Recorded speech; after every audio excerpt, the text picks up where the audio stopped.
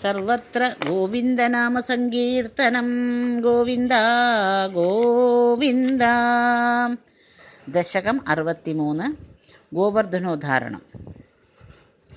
ദദൃശിരേ കില തക്ഷണം അക്ഷത സനിതജൃംഭിത കമ്പിത ദിക്തടാ സുഷുമയാ ഭവദംഗതുലാം ഗതാം വ്രജപദോ പരിവാരിധരാ ത്വയാ വിപുലകരകമിശ്രൈഃ തോയധാരാനിപാതൈഃ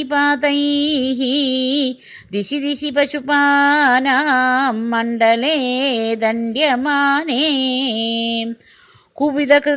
കുപിതഹരികൃതാത്മഃ പാഹി പാഹീതി തേഷാം വചനം അചിതാ ശൃണ്വൻ മാ ബിഭേത്യത്യഭാണീ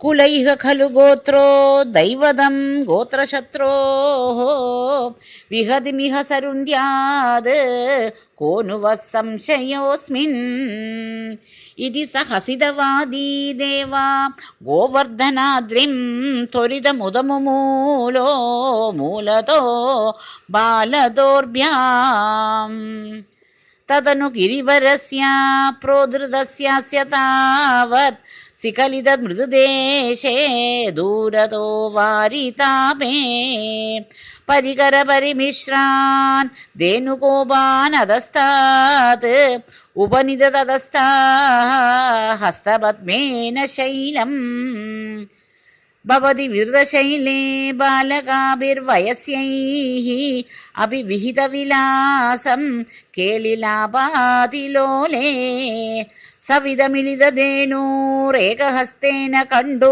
യതി സതി പശുപാലാതോഷം ഐഷ്യന്ത സർവേ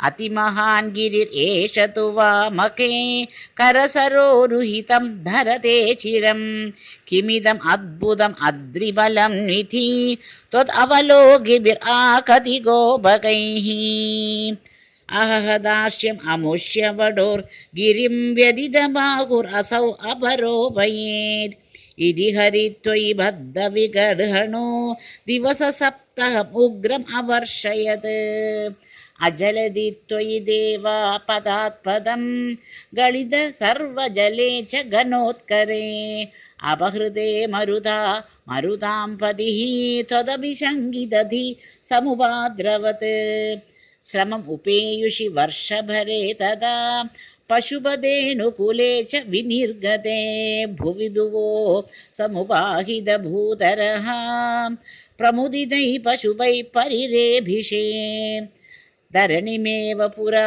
ധൃതവാൻ അസീക്ഷിതിതരോദ്ധരണേ തവ കശ്രമം ഇതി നുത ത്രിദശൈകമലാപദേ ഗുരുപുരാലയ പാലയ മാം ഗദാത്. സർവത്ര ഗോവിന്ദനാമ സങ്കീർത്തനം. ഗോവിന്ദ ഗോവിന്ദ.